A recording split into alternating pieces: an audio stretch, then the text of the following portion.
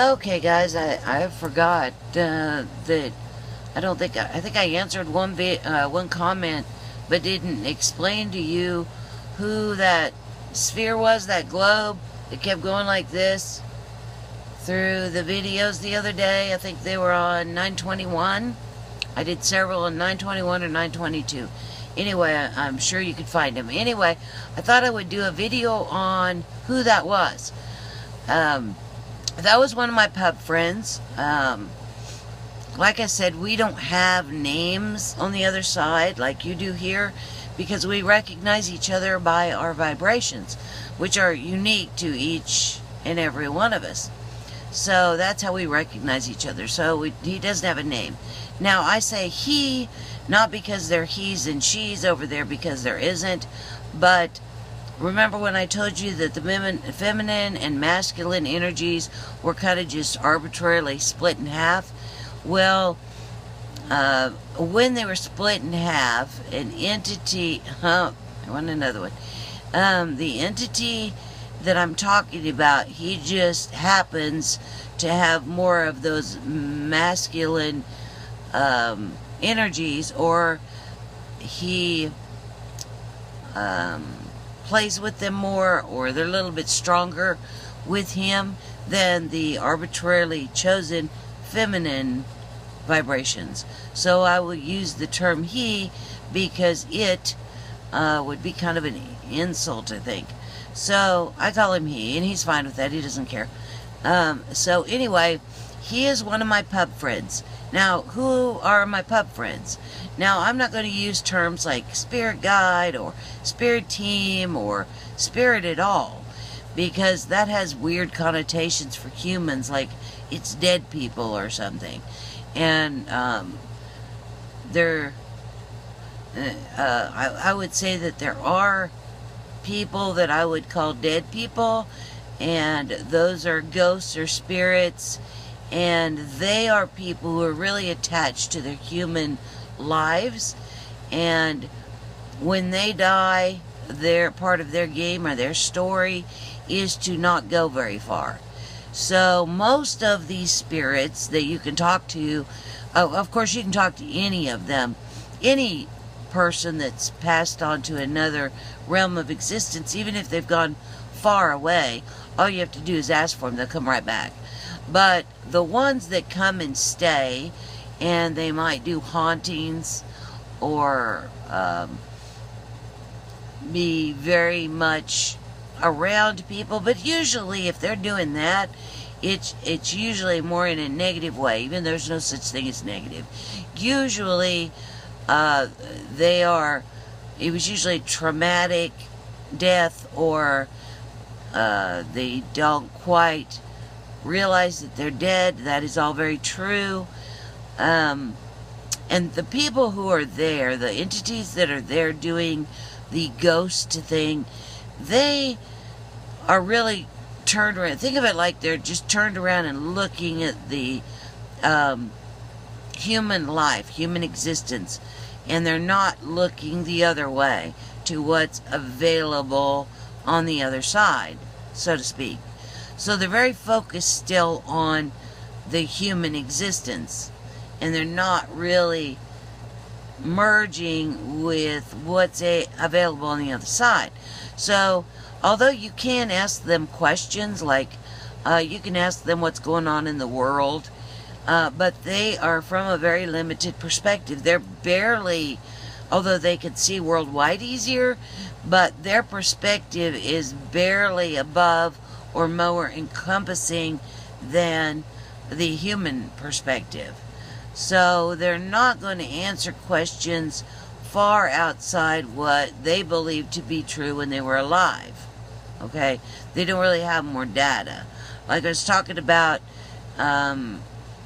refer back to the rose analogy, where you're on Earth, you're so focused on that single rose that you completely black out the bush, the garden, the city, the world, the solar system, the universe, the multiverse, okay?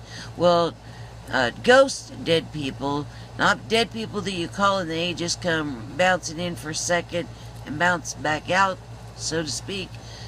those people are maybe, they're not focused just on the rose. They might be focused on their rose and a few roses around it. But that's all they are.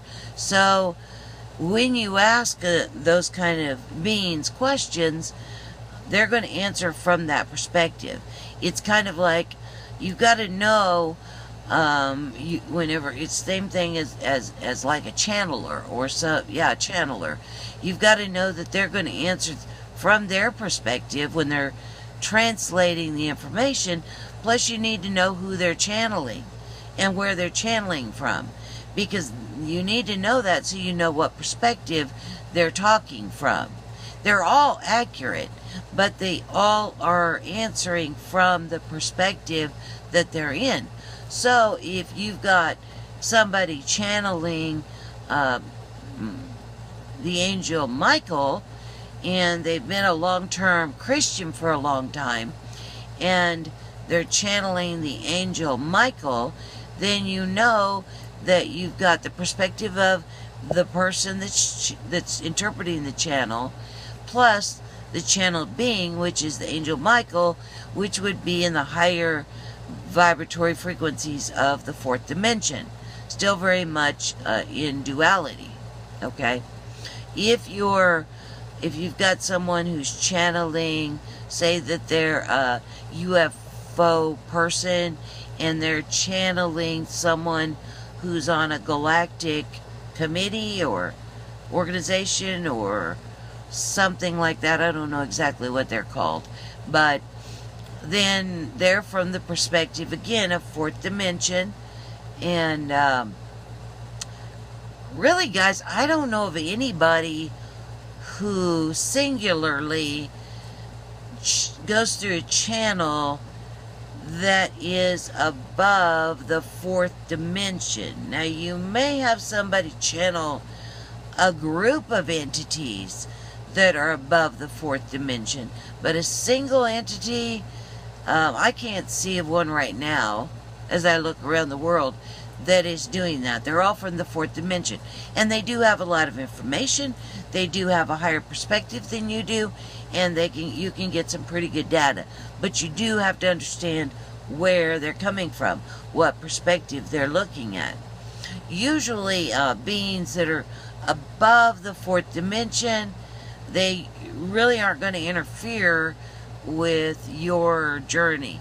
So they're going to they may come in and give data, but they're going to be probably very be grateful and be happy, follow your bliss type things, because that is the big picture, that is the big answer, that is the simple answer that will work to get you out of duality, no matter who you are or where you are. So back to the point at hand. So my pub friend who showed up, he showed up for two reasons. Number one is to let me and anyone watching who could see him know that we are now vibrating high enough that we can begin to see him, which is big, huge news. Everybody have a party. That's huge news. That's good news for us. Good news for us. And the second reason was to make me laugh. Of my pub friends, he is the funniest by far. And what he was doing vibrationally, and I came up with an analogy, and the reason why I kept laughing is because what he was doing was similar to a friend of yours standing behind your couch or your sofa and walking behind it and make it look like they're walking down the stairs or riding an escalator. That's what he was doing. Hilarious. Absolutely hilarious. Very, very funny. That's why I kept laughing. So, yeah. And he's the one that can probably vibrate the lowest. Now, that form that you saw him in, that is the form that I prefer. All of us, all of my pup friends, we prefer that. Nobody's ever going to see my pup friends probably, unless, I don't know why you would see my pup friends, but unless you really needed to see them in some kind of human form, which of course I don't need to. that's what they're going to look like. We all prefer an energy, like an energy form or energy field for what we do. So that is the form that I prefer. And that's what it's going to look like for us. So who are my pup friends? My pup friends, like I said, you have always been and you always will be. So you don't have a family like you do here because you've always lived. But over time, even though there's no such thing as time, you will have a group of entities that are kind of like-minded, that you like the same kind of things. Like these guys, my pup friends are beings that prefer to be in that kind of energetic form and the things that you can do and experience while in that form.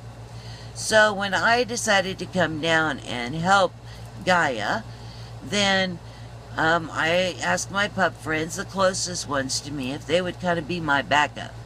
So they are definitely kind of hanging around with my higher selves, and they're there to give advice and help me in any way that they can when I ask them for assistance. Okay? So they're kind of my backup support team. So it's my job to get the job done, but I can ask for assistance anytime I want. They're not going to do it for me, but they will kind of give me a helping hand, hints, support. It's kind of hard to explain, but they're not going to do anything for me. That's 4D entities will come in and do it for you, but your team is there to kind of like a support group. When you go to a support group, like you've had a child die and you all go to a group where you support each other. Well, that group cannot do it for you, but they can lend advice.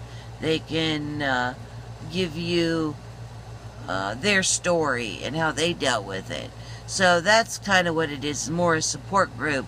It's not like when people say they're spirit guides, that kind of implies that, you know, they don't guide me at all. Mine don't. You know, what yours do is up to you. Mine would not guide me because there's no need for that.